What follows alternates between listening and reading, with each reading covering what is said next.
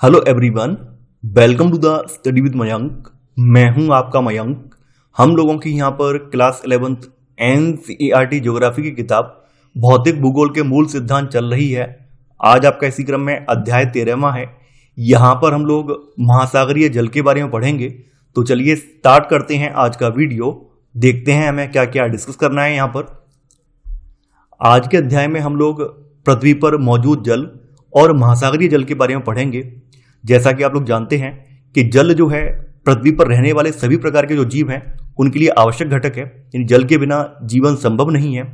अगर हम अपने सौरमंडल की बात करें तो हमारे सौरमंडल का मुखिया कौन है? सूर्य है। सूर्य और 8 ग्रहों से मिलकर हमारा सौरमंडल बनता है, जिसमें हमारी पृथ्वी भी शामिल है।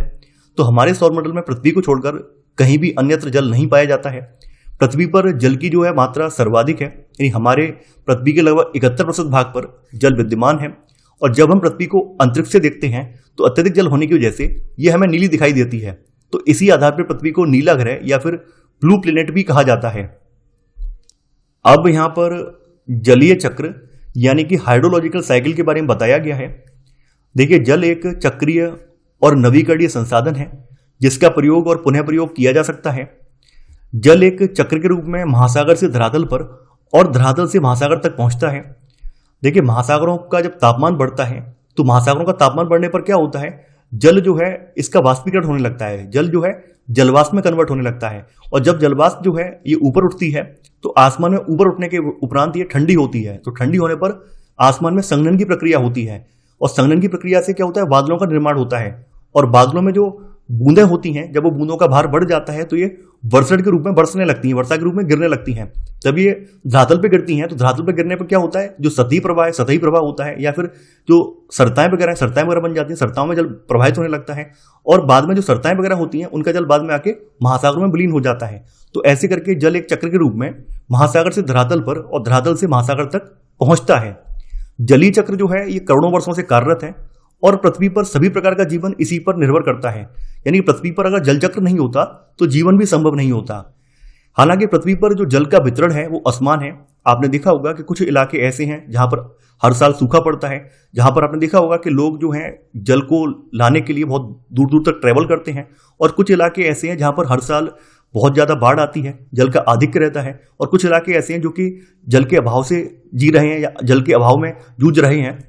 जलीय चक्र पृथ्वी के जलमंडल, वायुमंडल और स्थल मंडल में विभिन्न रूपों अर्थात गैस, तरल और ठोस में जल का प्रसंचरण है। यानी पृथ्वी के परमंडल में जल का जो प्रसंचरण होता है वो गैस, तरल और ठोस रूप में होता है। इसका संबंध महासागरों, वायुमंडल, भूपृष्ठ, अधस्थल का मतलब जमीन के नीचे जो ग्राउंड वाटर है, भौमजल, और जीवों के बीच जल के सतत आदान प्रदान से भी है। पृथ्वी के कुल क्षेत्रफल का लगभग 71% भाग जल के रूप में महासागरों, सागरों और खाड़ियों में पाया जाता है, जिसे समग्र रूप में जलमंडल कहा जाता है। देखिए, ध्यान देने वाली बात यह है, जो हमारी पृथ्वी है, पृथ्वी का जो 100% भाग है, इसके 100% भाग में से 71% भाग पर क्या है, केवल जली जल विद्यमान है। और बाद बाकी जो 29% भाग बचता है ये हमारा स्थल मंडल वाला भाग है। पृथ्वी पर उपस्थित कुल जल का लगभग 97% भाग जो है ये महासागरों में है, जो कि खारा जल है या फिर पीने योग्य नहीं है। अब देखिए, ऊपर वाला जो आंकड़ा दिया गया है वो पृथ्वी के कुल क्षेत्रफल के संदर्भ में है कि पृथ्वी के कुल क्षेत्रफल के संदर्भ में हमारे पृथ्वी पर 71% भाग में जल विद्यमान है। और नीचे वाला आंकड़ा जो है वो जल के संदर्भ में है। यानी कहने का मतलब ये, पृथ्वी पर जो जल मौजूद है उस जल का 97% भाग जो है वो केवल अकेले महासागरों में है। और महासागरों का जल हमारे पीने योग्य नहीं है क्योंकि ये लवणीय जल है, यानी कि खारा जल है। शेष लगभग 3% जल जो है ये ताजे जल के रूप में हिमालयों में, यानी बर्फ की नदियों में, हिमटोपियों में, भूमिगत जल के रूप में, झीलों में, मृदा में आद्रता के रूप में, वायुमंडल में, सरिताओं और जीवों में ये संग्रहित है। धरातल पर गिरने वाले जल का लगभग 59% भाग जो है ये महासागरों या और अन्य स्थानों से बाष्पीकरण के द्वारा वायुमंडल में चला जाता है। यानी धरातल पर जो वर्षण के रूप में जो जल गिरता है उसका लगभग 59% भाग जो है ये महासागरों और अन्य स्थानों से बाष्पीकरण के रूप में वायुमंडल में चला जाता है। और शेष भाग जो है ये धरातल पर बहता है। इसमें से कुछ जो है भूमि में रिस जाता है और ग्राउंड वाटर के रूप में, भौमजल के रूप में इकट्ठा हो जाता है। और कुछ भाग जो है ये हिमनदी का रूप ले लेता है। देखिए, पृथ्वी पर जो पीने योग्य जल है यानी मीठा पानी है, यानी कहने का मतलब ये नवीकरण योग्य जल जो है निश्चित मात्रा में है, जबकि इसकी मांग जो है बहुत तेजी से बढ़ती जा रही है। और इसकी वजह से विश्व के विभिन्न भागों में स्थानिक और कालिक दोनों रूपों में जल का संकट गहरा रहा है। अब आगे यहां पर महासागरीय अधिस्थल का उच्चावच, यानी जो महासागरीय तली है उस पर कौन कौन से उच्चावच और स्थलाकृतियां पाई जाती हैं, उनके बारे में हम लोग चर्चा करेंगे। महासागर पृथ्वी की बाहरी परत में बृहद गर्तों में स्थित हैं, यानी महासागर क्या है, पृथ्वी की जो बाहरी परत है, ऊपरी परत है, उसमें जो बड़े बड़े गड्ढे हैं उनमें हमारे महासागर स्थित हैं। महासागर एक दूसरे में इतने स्वाभाविक ढंग से विलय हो जाते हैं कि उनका सीमांकन करना कठिन हो जाता है। आपने देखा होगा जिस तरह से हम लोग देशों की सीमाओं को फिक्स कर लेते हैं कि एक देश की सीमा यहां से स्टार्ट होगी, यहां खत्म हो जाएगी, वैसे महासागरों की सीमाओं का सीमांकन कर पाना कठिन है। हालांकि फिर भी भूगोलविदों ने अक्षांश और देशांतरों की वजह से इनका सीमांकन किया है। भूगोलविदों ने पृथ्वी के महासागरीय भाग को 5 महासागरों में डिवाइड किया है। इनमें यहाँ पर इसको अवरोही क्रम में दिखाया गया। सबसे बड़ा महासागर सबसे पहले दिया गया है, प्रशांत महासागर है, उसके बाद फिर अटलांटिक आ जाता है, फिर आपका हिंद महासागर है, फिर दक्षिणी महासागर है और सबसे छोटा आर्कटिक महासागर है। तो ऐसे करके हमारी पृथ्वी पर कुल 5 महासागर हैं। महासागरीय अधिस्थल का प्रमुख भाग समुद्र तल के नीचे 3 से लेकर 6 किलोमीटर के बीच में पाया जाता है। समुद्र तल का मतलब क्या है, ऊपरी जो तल है उस तल से जो महासागरीय अधिस्थल है वो उस तल से 3 से लेकर 6 किलोमीटर के बीच में ये पाया जाता है। महासागरों की तली में विश्व की सबसे बड़ी पर्वत श्रृंखलाएं, सबसे गहरे गर्त या गड्ढे और सबसे बड़े मैदान होने के कारण ये ऊबड़ खाबड़ होते हैं। यानी महासागर की जो तली है वो समतल नहीं है, ये भी ऊबड़ खाबड़ है, क्योंकि यहाँ पर विश्व की सबसे बड़ी पर्वत श्रृंखलाएं यहाँ पे मौजूद हैं, सबसे गहरे गर्त हैं और सबसे बड़े मैदान यहाँ पर मौजूद हैं। इसी वजह से महासागरों की तली समतल ना होकर ये ऊबड़ खाबड़ है।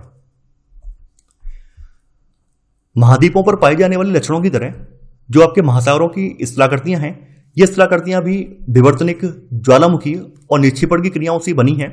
यानी कि जिस तरह से आपने देखा होगा जो आपके महाद्वीपीय भागों पर आपने स्थलाकृतियां देखी हैं तो उनका निर्माण विवर्तनिक क्रियाओं से, ज्वालामुखी क्रियाओं से, निक्षेपण की क्रियाओं से या अपर्दन की क्रियाओं से हुआ है।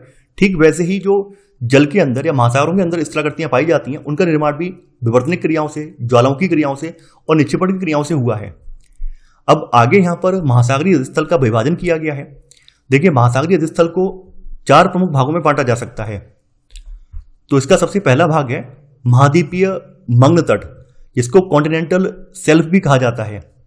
देखिए, महाद्वीपीय मग्न तट जो है ये प्रत्येक महाद्वीप का विस्तृत सीमांत होता है। यानी जहां पर महाद्वीप की सीमाएं एंड होती हैं वहां पर महाद्वीपीय मग्न तट पाए जाते हैं। तो इसीलिए लिखा है यहाँ पर ये महाद्वीप का विस्तृत सीमांत होता है जो अपेक्षाकृत उथले समुद्रों और खाड़ियों से घिरा होता है। जैसा कि आप देख पा रहे हैं यहाँ पर महाद्वीप की सीमाएं एंड हो रही हैं, तो ये जो हिस्सा आप देख पा रहे हैं ये महाद्वीपीय सीमांत है, यानी ये हिस्सा महाद्वीपीय मग्न तट वाला है। यह महासागर का सबसे उतला भाग होता है। देखिए, ये जो है चूंकि यहाँ पर महाद्वीपों की सीमाएं एंड होती हैं तो ये जो है महासागरों का सबसे उतला भाग होता है, जिसकी औसत प्रवणता जो है 1 डिग्री या उससे भी कम होती है। इसका स्लोप जो है लगभग 1 डिग्री या उससे भी कम होता है।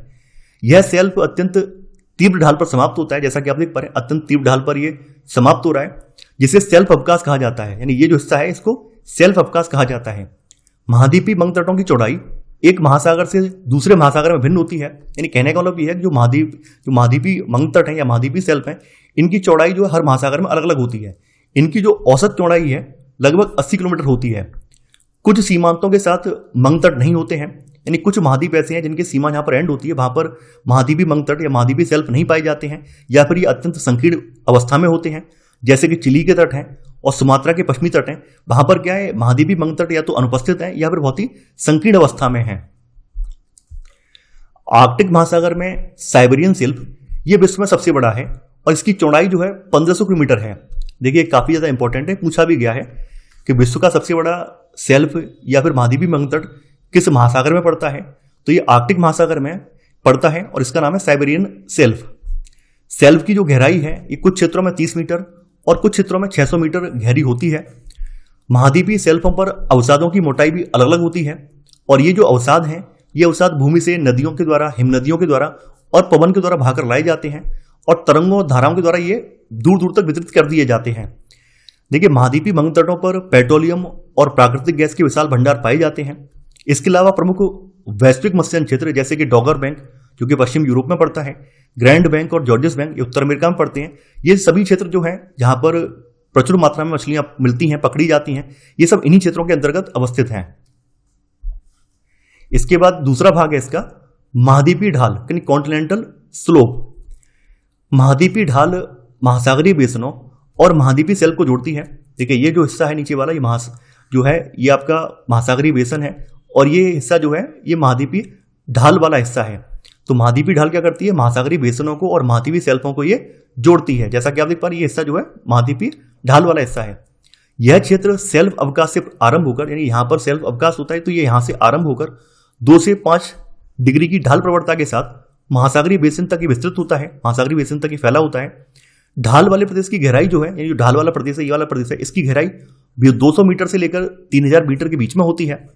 ढाल का जो किनारा है ये महाद्वीपों की समाप्ति का इंगित करता है, यानी कि कहने का मतलब ये कि जो ढाल का, महाद्वीपीय ढाल का जो किनारा होता है ये महाद्वीपों की समाप्ति को इंगित करता है। यानी इसका मतलब क्या है कि यहाँ पर महाद्वीपों की समाप्ति हो गई है।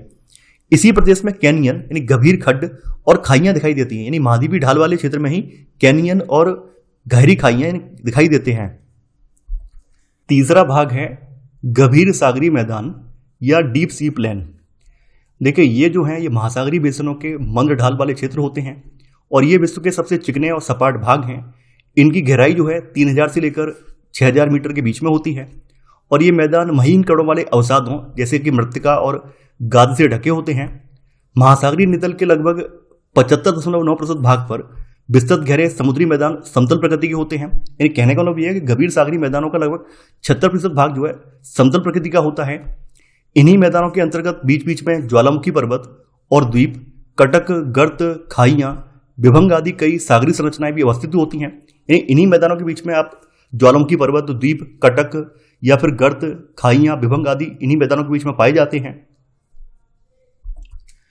चौथा है यहाँ पर महासागरीय गर्त यानी ओशियनिक डीप्स या फिर ट्रेंचेस। देखिए ये जो है ये महासागरों के सबसे गहरे और अपेक्षाकृत खड़े किनारों वाले संकीर्ण बेसिन होते हैं और अपने चारों ओर की महासागरीय तली की अपेक्षा ये 3 से लेकर 5 किलोमीटर तक गहरे होते हैं। हालांकि कुछ महासागरीय गर्त बहुत ज़्यादा गहरे होते हैं, जैसे कि प्रशांत महासागर के बीच में जो मेरियाना ट्रेंच है इसकी गहराई 11,022 मीटर है और यह विश्व का सबसे गहरा स्थान भी है। देखिए ये जो महासागरीय गर्त हैं ये महाद्वीपीय ढाल के आधार या फिर द्वीपों के चापों के पास स्थित होते हैं और सक्रिय ज्वालामुखी और प्रबल भूकंप वाले क्षेत्रों से संबंधित होते हैं। ये प्लेटों के संचलन के अध्ययन के लिए काफी ज्यादा महत्वपूर्ण माने जाते हैं और अभी तक लगभग 57 गर्तों को खोजा गया है, जिनमें से 32 जो है प्रशांत महासागर में है, 19 अटलांटिक महासागर में और 6 हिंद महासागर में है।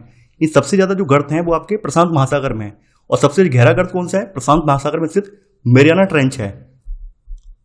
देखिए अब तक तो आपने महासागरीय उच्चावच की जो प्रमुख आकृतियां थी उनके बारे में पढ़ा था। अब आप लोग यहाँ पर महासागरीय उच्चावच की जो लघु आकृतियां हैं वो आप लोग पढ़ेंगे। तो इसमें सबसे पहली जो लघु आकृति है वो है मध्य महासागरीय कटक की यानी मिड ओशियनिक रिज की। महासागरों के अंदर प्लेटों के अपसरण का मतलब ये है कि जब 2 प्लेटें विपरीत दिशा में गमन करती हैं तो बीच में यहाँ पर एक गैप क्रिएट होता है और इस गैप से क्या होता है, जो अंदर का तरल मैग्मा है ये बाहर निकल कर आता है और ये मैग्मा बाहर जम जाता है। इसके जमने के फलस्वरूप जलमग्न कटकों का निर्माण होता है और ये कटक सामान्यतः मध्य महासागर के मध्य में होते हैं। इसी वजह से इन्हें मध्य महासागरीय कटक भी कहा जाता है। कटकों के शिखरों की जो ऊंचाई है, यानी कटकों के शिखर जो होते हैं उनकी ऊंचाई जो है सामान्यतः 2500 मीटर तक हो सकती है और जो शिखर समुद्री सतह तक पहुंच जाते हैं वो द्वीप के रूप में विकसित हो जाते हैं। यानी कहने का मतलब यह है कि जो शिखर जो है समुद्री सतह तक आ जाते हैं, यानी कि जो कटकों के जो शिखर होते हैं वो समुद्री सतह तक आ जाते हैं, वो द्वीप के रूप में बाद में डेवलप हो जाते हैं। उत्तरी अटलांटिक महासागर में आइसलैंड, एजोर्स आदि ये ऐसे ही जलमग्न कटक के उभार हैं। मध्य अटलांटिक कटक जो कि एस आकार में अटलांटिक महासागर को लगभग मध्य से पूर्वी और पश्चिमी 2 भागों में डिवाइड करता है। इसके उत्तरी भाग को डॉल्फिन कटक और दक्षिणी भाग को चैलेंजर कटक कहा जाता है। ये देखिए काफी इंपॉर्टेंट है और ये पूछा भी गया है कि अटलांटिक महासागर के उत्तरी भाग को किस नाम से जाना जाता है। इसको डॉल्फिन कटक के नाम से और दक्षिणी भाग को चैलेंजर कटक के नाम से जाना जाता है। सेकंड है अब आपका समुद्री टीला।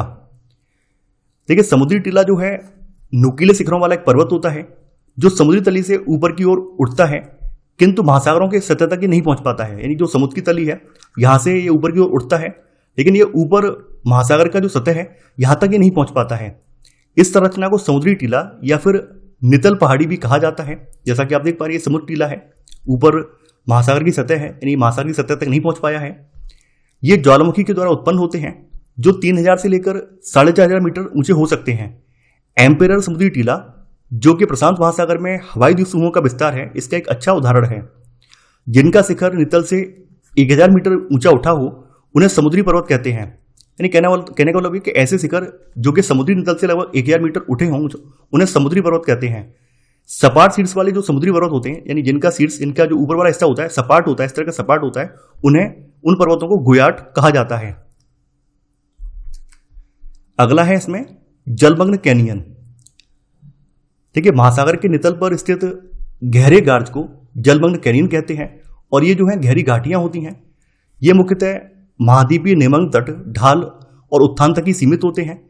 कई बार जो है ये बड़ी नदियों के मुहाने से आगे की ओर विस्तृत होकर महाद्वीपीय शेल्फ और ढालों को आर पार काटती नजर आती हैं।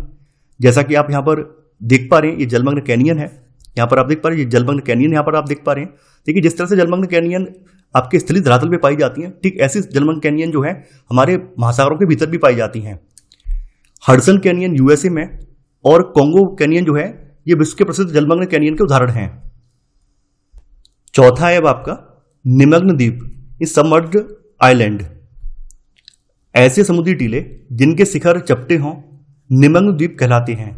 यह समुद्री सतह के नीचे अवस्थित होते हैं, अर्थात ये डूबी हुई अवस्था में रहते हैं और इनकी रचना जो है ये क्रमिक अवतरण के द्वारा हुए, क्रमिक रूप से धसाव के रूप में हुई है, जैसा कि आप यहाँ पर देख भी पा रहे हैं। प्रशांत महासागर में सर्वाधिक मात्रा में निमग्न द्वीप पाए जाते हैं। अब पांचवा है आपका प्रवाल द्वीप। देखिए, प्रवाल द्वीप जो है ये उष्णकटिबंधीय महासागरों में पाए जाते हैं और ये प्रवाल भित्तियों से युक्त निम्न आकार के द्वीप होते हैं जो कि गहरे अवनमन को चारों ओर से घेरे हुए होते हैं। ये देखिए, ये समुद्र का एक भाग हो सकता है या फिर कभी कभी ये साफ, खारे या बहुत अधिक जल को चारों तरफ से घेरे रहते हैं। अब आगे यहां पर महासागरीय जल के तापमान के बारे में चर्चा की गई है। जैसा कि आप लोग जानते हैं कि जैसे स्थलखंड सूर्य की ऊर्जा से, सौर ऊर्जा से गर्म होता है, ठीक महासागरीय जल भी सौर ऊर्जा के द्वारा गर्म होते हैं। हालांकि स्थल की तुलना में जल के तापन और शीतलन की जो प्रक्रिया होती है वो धीमी होती है, यानी कि जो महासागरीय भाग है वो देर से गर्म होता है और देर से ठंडा होता है। महासागरीय जल के तापमान वितरण को प्रभावित करने वाले कारक यहाँ बताए गए हैं। तो यहाँ पर पहला कारक है अक्षांश। जैसा कि आप लोग पढ़ चुके हैं कि ध्रुवों की ओर जो प्रवेशी सौर विकिरण है इसकी मात्रा घटती जाती है, तो इसके कारण महासागरों के सतही जल का तापमान जो है ये इक्वेटर लाइन से ध्रुवों की ओर घटता जाता है। ये महासागरीय जल का तापमान इक्वेटर लाइन की तरफ सबसे ज्यादा होता है और जैसे जैसे आप इक्वेटर लाइन से ध्रुवों की ओर बढ़ते जाते हैं वैसे वैसे तापमान में कमी आती जाती है। इसके अलावा सेकंड नंबर पर है स्थल एवं जल का असमान वितरण। जैसा कि आप लोग जानते हैं, उत्तरी गोलार्ध के जो महासागर हैं ये दक्षिणी गोलार्ध के महासागरों की अपेक्षा स्थल के बहुत बड़े भाग से जुड़े हुए हैं और इसी वजह से अधिक मात्रा में इन्हें ऊष्मा मिलती है। तीसरा है यहाँ पर सनातन पवनें। देखिए, स्थल से महासागरों की तरफ बहने वाली जो पवनें होती हैं वो महासागरों के सतही गर्म जल को तट से नीचे या दूर धकेल देती हैं। जैसा कि आप लोग जानते हैं, सनातन जो स्थल वाली पवनें होती हैं वो रात के समय चलती हैं, क्योंकि रात के समय क्या होता है, जो स्थल खंड होता है वो ठंडा हो जाता है और समुद्री भाग गर्म हो जाता है। समुद्री भाग गर्म होने की वजह से समुद्री भाग पर रात के समय एक निम्न अवदाब का क्षेत्र क्रिएट हो जाता है, जबकि स्थल खंड वाले भाग पर एक उच्च अवदाब का क्षेत्र होता है। तो इसी कारण रात के समय जो है स्थल से महासागरों की तरफ पवनें चलती हैं और ये पवनें जो है महासागरों के सतही जो गर्म जल है इसको तट से दूर धकेलती हैं, जिसके परिणाम स्वरूप नीचे का जो ठंडा जल है ये ऊपर की ओर आ जाता है और परिणाम स्वरूप क्या होता है, तापमान में देशांतरीय अंतर पाया जाता है। इसके विपरीत जो अवतटीय पवनें हैं, यानी कि जो तटों की ओर चलने वाली जो पवनें हैं, ये गर्म जल को तट पर जमा कर देती हैं और इससे क्या होता है, इससे तटों का जो तापमान होता है ये बढ़ जाता है। चौथे नंबर पर है आपकी महासागरीय धाराएं। गर्म महासागरीय धाराएं ठंडे क्षेत्रों में तापमान को बढ़ा देती हैं, जबकि ठंडी महासागरीय धाराएं जो हैं ये गर्म महासागरीय क्षेत्रों में तापमान को घटा देती हैं। यहाँ पर कुछ धाराओं के नाम दिए गए हैं। इनमें एक तो है गल्फ स्ट्रीम की धारा, जो कि एक गर्म जल धारा है। जैसा कि आप देख पा रहे हैं ये गल्फ स्ट्रीम की धारा है। उत्तर अमेरिका के पूर्वी भाग में आप देख पा रहे हैं ये एक गर्म धारा है और ये उत्तर अमेरिका के पूर्वी तट और यूरोप के पश्चिमी तट के तापमान को बढ़ा देती है। इसके अलावा यहाँ पर एक और धारा है, इसका नाम है लेब्राडोर धारा, जो कि एक ठंडी जल धारा है। तो ये उत्तर अमेरिका के उत्तर पूर्वी तट, यानी उत्तर अमेरिका का जो उत्तर पूर्वी तट है, ये वाला हिस्सा है उत्तर पूर्वी तट, इसके नजदीक के तापमान को कम कर देती है। अब यहाँ पर नोट के रूप में कुछ चीजें बताई गई हैं। यहां बताया गया है कि निम्न अक्षांशों में स्थित परिवेष्टित समुद्रों यानी एनक्लोज्ड सी का जो तापमान है ये खुले समुद्रों की अपेक्षा अधिक होता है, जबकि उच्च अक्षांशों में स्थित जो परिवेष्टित समुद्र हैं इनका तापमान खुले समुद्रों की अपेक्षा कम होता है। परिवेष्टित समुद्र का मतलब क्या है कि ऐसे समुद्री भाग जो चारों ओर से द्वीप इत्यादि से घिरे होते हैं तो उन्हें परिवेष्टित समुद्र कहा जाता है। तो अगर निम्न अक्षांश की बात करें, इक्वेटर लाइन के आसपास की बात करें, तो अगर वहां पर परिवेष्टित समुद्र है तो उसका जो तापमान होगा उसका तापमान आसपास के समुद्र के भूभाग से अधिक होगा। वैसे ही उच्च अक्षांशों में यानी ध्रुवों के नजदीक अगर परिवेष्टित समुद्र है तो उसका तापमान आसपास के समुद्री भाग से जो है कम होगा। आगे यहां पर तापमान का ऊर्ध्वाधर और क्षैतिज वितरण दिया गया है। महासागरीय जल का जो तापमान है ये बढ़ती हुई गहराई के साथ घटता है। जैसे जैसे आप गहराई में बढ़ते जाते हैं वैसे वैसे तापमान में कमी आती जाती है। यहाँ पर आप ग्राफ भी देख सकते हैं, जैसे जैसे आप गहराई में बढ़ते जाते हैं वैसे वैसे तापमान में कमी आती जाती है।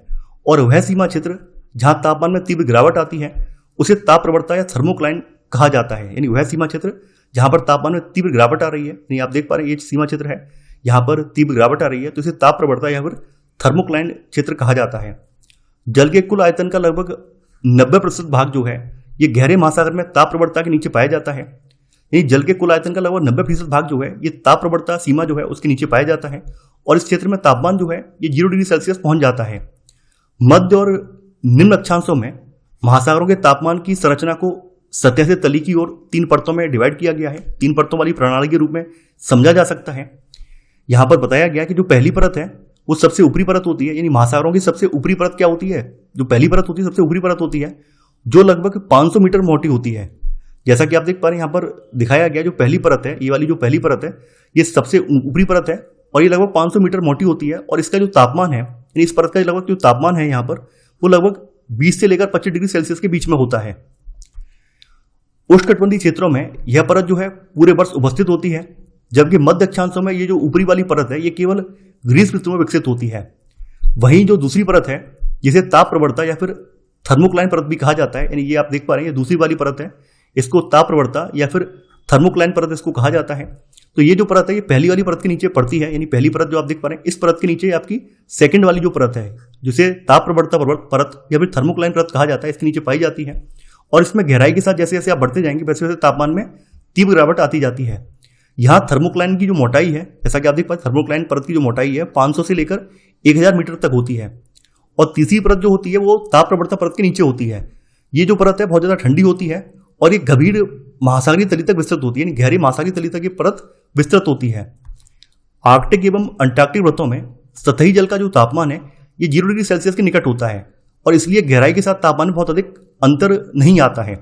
यानी कहने का मतलब ये है कि जो आपके उच्च अक्षांशों में जो आर्कटिक और अंटार्कटिक व्रतों के आसपास जो महासागर हैं वहां पर सतही जल का तापमान कितना है, 0 डिग्री सेल्सियस है। और वहां के अगर गहराई में भी जाएंगे तो गहराई में भी तापमान आपको 0 डिग्री सेल्सियस ही देखने को मिलेगा और वहां पर तापमान में गहराई में जाने पर भी बहुत ज्यादा अंतर देखने को नहीं मिलता है।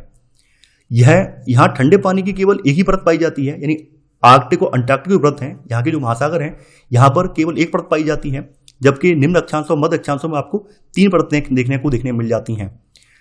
तो यहाँ पे वही चीज बताई गई है कि यहाँ ठंडे पानी की केवल एक ही परत पाई जाती है जो सतह से गंभीर महासागरीय तली तक विस्तृत होती है। देखिए महासागरों की सतह के जल का जो औसत तापमान है ये लगभग 27 डिग्री सेल्सियस होता है और यह विषुववृत्त यानी इक्वेटर लाइन से ध्रुवों की ओर क्रमिक ढंग से कम होता जाता है।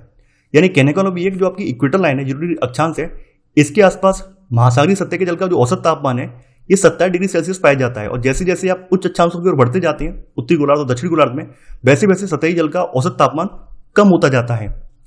बढ़ते हुए अक्षांशों के साथ तापमान की जो घटने की दर है ये सामान्यतः प्रति अक्षांश 0.5 डिग्री सेल्सियस होती है। यानी कहने का मतलब ये कि जैसे आप इक्वेटर लाइन से उच्च अक्षांशों में बढ़ते जाते हैं वैसे हर अक्षांश को क्रॉस करने पर 0.5 डिग्री सेल्सियस का तापमान कम होने लगता है। औसत तापमान 20 डिग्री अक्षांश पर लगभग 22 डिग्री सेल्सियस और 40 डिग्री अक्षांश पर 14 डिग्री सेल्सियस और ध्रुवों के नजदीक औसत तापमान जो है सतह का जो औसत तापमान है वो 0 डिग्री सेल्सियस होता है। उत्तरी गोलार्ध के महासागरों का तापमान जो है दक्षिणी गोलार्ध की अपेक्षा अधिक होता है। इसका रीजन वही है क्योंकि उत्तरी गोलार्ध में जो महाद्वीपीय भाग है अधिक है और महाद्वीपीय भाग अधिक होने की वजह से उत्तरी गोलार्ध के जो महासागर हैं वो महाद्वीपीय भाग से ऊष्मा प्राप्त करते हैं। इसी वजह से उत्तरी गोलार्ध के महासागरों का तापमान दक्षिणी गोलार्ध के महासागरों की तुलना में अधिक है। उच्चतम तापमान जो है ये इक्वेटर लाइन पर नहीं है बल्कि इससे कुछ उत्तर की तरफ दर्ज किया जाता है। देखिए इक्वेटर लाइन पर तो सूर्य की सीधी किरणें पूरे साल पड़ती हैं, तो सूर्य की सीधी किरणें पड़ने की वजह से यहाँ पर क्या होता है लगातार वाष्पीकरण होता है। तो लगातार यहाँ पर क्या होता है लगातार इस क्षेत्र में वर्षा होती रहती है। यहाँ पर अधिकतर समय बादल देखे जा सकते हैं। इसी वजह से इक्वेटर लाइन पर उच्चतम तापमान देखने को नहीं मिलता है। हल्का सा ऊपर हल्का सा 5 डिग्री अक्षांश के लगभग उच्चतम तापमान देखने को मिलता है। महासागरों की ऊपरी परतों से ऊष्मा महासागरों के निचले भागों में संवहन की प्रक्रिया से पारित होती है।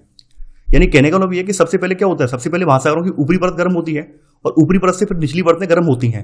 तो ये जो प्रक्रिया है ये संवहन की प्रक्रिया होती है, इसके जरिए निचली परतें गर्म होती हैं। 200 मीटर की गहराई तक तापमान बहुत तीव्र गति से गिरता है और उसके बाद तापमान के घटने की जो दर होती है वो कम होती जाती है। जैसा कि आप देख पा रहे हैं 200 मीटर की जो गहराई है यहाँ पर तापमान तीव्र गति से गिर रहा है और जैसे जैसे आप फिर अंदर की गहराई में बढ़ते जाते हैं वैसे वैसे तापमान की जो घटने की दर है ये भी कम होती जाती है। जैसा कि आप यहाँ पर देख पा रहे हैं यहाँ पर तापमान की जो घटने की दर है एकदम कम हो गई है और इस एरिया में आप देख रहे हैं तापमान की घटने की दर एकदम तीव्र है। अब आगे यहाँ पर महासागरीय जल की लवणता के बारे में बात की गई है। तो सबसे पहले यहाँ लवणता का मतलब बताया गया है कि लवणता वह शब्द है जिसका उपयोग समुद्री जल में घुले हुए नमक की मात्रा को निर्धारित करने में किया जाता है। इस समुद्री जल में जो नमक की मात्रा घुली होती है उसको निर्धारित करने में लवणता शब्द का इस्तेमाल किया जाता है और इसका परिकलन जो है 1000 ग्राम समुद्री जल में घुले हुए नमक की जो मात्रा है इसके द्वारा किया जाता है। यानी कहने का मतलब यह है कि 1 किलोग्राम समुद्री जल में जितना नमक की मात्रा ग्राम में घुली हुई है उसके द्वारा इसे व्यक्त किया जाता है। इसे प्राय प्रति 1000 भाग या पीपीटी पार्ट पर 1000 के रूप में व्यक्त किया जाता है। यानी कहने का मतलब ये लवणता का मतलब ये है कि समुद्र के जल के 1000 भाग में या समुद्री जल के 1000 भाग में कितनी लवणता घुली हुई है तो इसे पार्ट पर 1000 के रूप में इसको व्यक्त किया जाता है। जैसे यहाँ बताया गया है कि 24.7 पार्ट पर 1000 की जो लवणता है इसको खारे जल को सीमांकित करने की उच्च सीमा माना गया है। यानी कहने का मतलब ये है कि 24.7 पार्ट पर 1000 जो लवणता है ये खारे जल की सीमा को सीमांकित करने की सबसे उच्च सीमा मानी जाती है। जल की लवणता में तापमान और घनत्व परस्पर संबंधित होते हैं। यानी कहने का मतलब ये है कि कहीं की जो लवणता है, जल की जो लवणता है उसको प्रभावित करने में तापमान और घनत्व इन दोनों की भूमिका होती है। इसलिए तापमान या घनत्व में किसी भी प्रकार का जो परिवर्तन है ये किसी क्षेत्र की लवणता को प्रभावित करता है। आगे देखिए यहाँ पर महासागरीय लवणता को प्रभावित करने वाले कारक उनके बारे में बताया गया है। देखिए महासागरों की सतह के जल की जो लवणता है यानी कि जो खारापन है ये मुख्यतः वाष्पीकरण और वर्षण पर निर्भर करता है।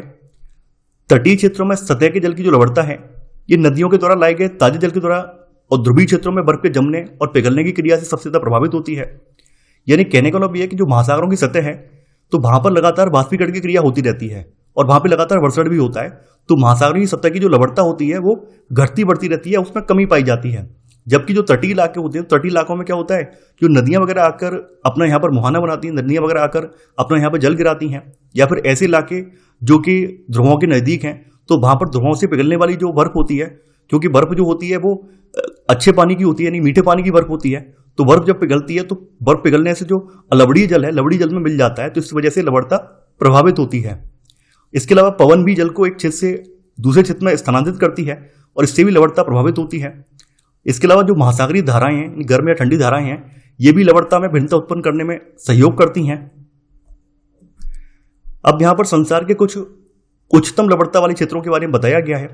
जैसे यहाँ पर मृत सागर है तो मृत सागर में जो है 238 पार्ट पर 1000 लवणता पाई जाती है। वहीं टर्की की वॉन झील है तो टर्की की वॉन झील में जो है 330 पार्ट पर 1000 लवणता पाई जाती है। ग्रेट साल्ट झील में जो है 220 पार्ट पर 1000 लवणता पाई जाती है। देखिए ये साइन प्रतिशत का साइन नहीं है, ये पार्ट पर 1000 का साइन है, ये ध्यान रखना है। ये पार्ट पर 1000 या फिर इसको शॉर्ट में पीपीटी बोल सकते हैं, उसका साइन है, ये प्रतिशत का साइन नहीं है, क्योंकि यहां पर आप देख पा रहे हो कि प्रतिशत का ये साइन नहीं है। अब देखिए यहां पर जो महासागरीय लवणता है उसका क्षैतिज वितरण इस प्रकार से जो वितरण है उसके बारे में बताया गया है। सामान्य जो खुले महासागर हैं इनकी लवणता 33 पार्ट पर 1000 या 33 पार्ट पर 1000 से 37 पार्ट पर 1000 के बीच में होती है। और चारों तरफ से स्थल से घिरे जो लाल सागर है, लाल सागर में यह लवणता जो है 41 पार्ट पर 1000 तक होती है। जबकि आर्कटिक और ज्वारनद मुख का मतलब जहां पर नदी मुहाना न बना के सीधे नदी में प्रवेश करती, ऊंचाई से गिरती हैं, तो वहां पर मौसम के अनुसार लवणता जो है 0 से लेकर 35 पार्ट पर 1000 के बीच में पाई जाती है। गर्म और शुष्क क्षेत्रों में जहां वाष्पीकरण उच्च होता है कभी कभी वहां की जो लवणता होती है 70 पार्ट पर 1000 तक पहुंच जाती है। प्रशांत महासागर के लवणता में भिन्नता जो है यह मुख्यतः इसके आकार की वजह से या फिर बहुत अधिक क्षेत्रीय विस्तार की वजह से है। ये प्रशांत महासागर का आकार सबसे बड़ा है, तो प्रशांत महासागर आकार में बड़े होने की वजह से इसमें यहाँ की जो लवणता है वो प्रभावित होती है, लवणता में भिन्नता पाई जाती है। उत्तरी गोलार्ध के जो पश्चिमी भाग हैं, उत्तरी गोलार्ध का जो पश्चिम वाला भाग है, ये वाला जो हिस्सा है, तो पश्चिमी भागों में लवणता 35 पार्ट पर थाउजेंड से कम होकर 31 पार्ट पर थाउजेंड हो जाती है, क्योंकि जो आर्कटिक क्षेत्र है उसका पिघला हुआ जल यहां पे पहुंचता है। इसी वजह से उत्तरी गोलार्ध का जो पश्चिमी भाग है यहां पे लवणता कम हो जाती है।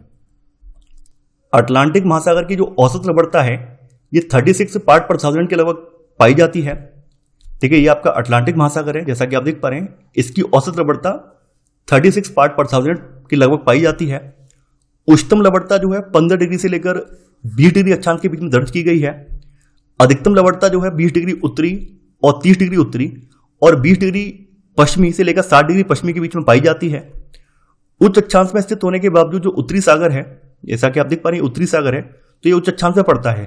तो उच्च अक्षांश में स्थित होने के बावजूद उत्तरी सागर में जो उत्तरी अटलांटिक प्रवाह है इसके द्वारा अधिक मात्रा में लवणीय जल लाया जाता है। इसी वजह से उच्च अक्षांश में होने के बावजूद भी उत्तरी सागर में अधिक लवणता पाई जाती है। बाल्टिक समुद्र की जो लवणता है कम होती है। देखिए ये आपका बाल्टिक समुद्र आप देख पा रहे हैं, इसकी लवणता कम होती है क्योंकि इसमें बहुत सारी नदियां जो है अपना पानी गिराती हैं। इसी वजह से बाल्टिक समुद्र की लवणता जो है ये कम होती है। जो भूमध्य सागर है, जैसा कि आप देख पा रहे, ये वाला जो हिस्सा आप देख पा रहे हैं भूमध्य सागर वाला हिस्सा है, तो भूमध्य सागर की लवणता जो है उच्च वाष्पीकरण की वजह से अधिक होती है। काला सागर यानी ब्लैक सी आप देख पा रहे हैं, ये ब्लैक सी है। तो काले सागर की जो लवणता है नदियों के द्वारा अधिक मात्रा में लाए गए ताजे जल की वजह से इसकी लवणता कम होती है। वहीं हिंद महासागर की बात करें, यानी आपका जो इंडिया के नीचे आप महासागर आप देख पा रहे हैं हिंद महासागर है, तो इसकी औसत लवणता जो है 35 पार्ट पर थाउजेंड है। अब देखिए बंगाल की खाड़ी की बात की गई है। बंगाल की खाड़ी में गंगा नदी के जल के मिलने से लवणता की प्रवृत्ति कम पाई जाती है। यानी बंगाल की खाड़ी की लवणता जो है अरब सागर की लवणता की तुलना में कम होती है। तो यहां पर वही चीज बताई गई है कि अरब सागर की जो लवणता है वो उच्च वाष्पीकरण और ताजे जल की कम प्राप्ति की वजह से अधिक होती है, जबकि बंगाल की खाड़ी में जो गंगा नदी का जल है वो गिरता है, इस वजह से बंगाल की खाड़ी की लवणता कम है। अब आगे यहां पर लवणता का ऊर्ध्वाधर वितरण बताया गया है। इस तरह से जो ऊर्ध्वाधर वितरण है उसके बारे में चर्चा की गई है। देखिए सतह की जो लवणता है ये जल के बर्फ या फिर वाष्प के रूप में परिवर्तित हो जाने की वजह से बढ़ जाती है या ताजे जल के बनने की वजह से घट जाती है। यानी सतह की जो सबसे ऊपरी पार्ट होता है इसकी लवणता अगर इसमें बर्फ या जलवाष्प में ये परिवर्तित हो जाता है तो यहाँ लवणता जो बढ़ जाती है, या फिर अगर ताजा जल आके मिल जाता है तो यहाँ की लवणता घट जाती है। जबकि समुद्र की गहराई में जैसे जैसे आप नीचे बढ़ते जाते हैं तो यहाँ पर लवणता जो है लगभग नियत होती है, क्योंकि यहाँ पर किसी प्रकार से पानी का ना तो ह्रास होता है और न ही नमक की मात्रा में वृद्धि होती है। इसी वजह से जो गहराई है, गहराई में लवणता की मात्रा नियत रहती है। कम लवणता वाला जो जल है ये उच्च लवणता और उच्च घनत्व वाले जल के ऊपर स्थित होता है।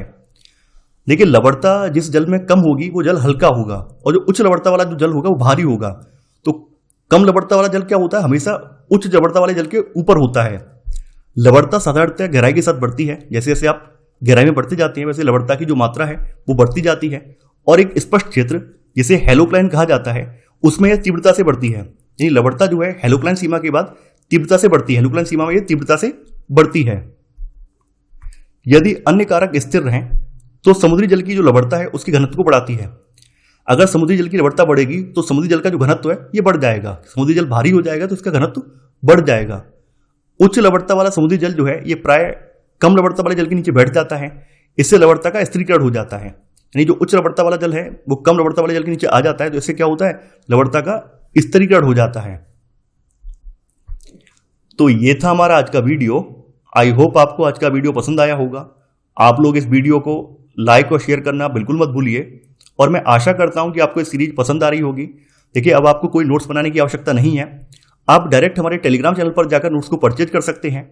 आपको प्रिंटेबल नोट्स के साथ साथ इसकी टेस्ट सीरीज भी देखने को मिलेगी।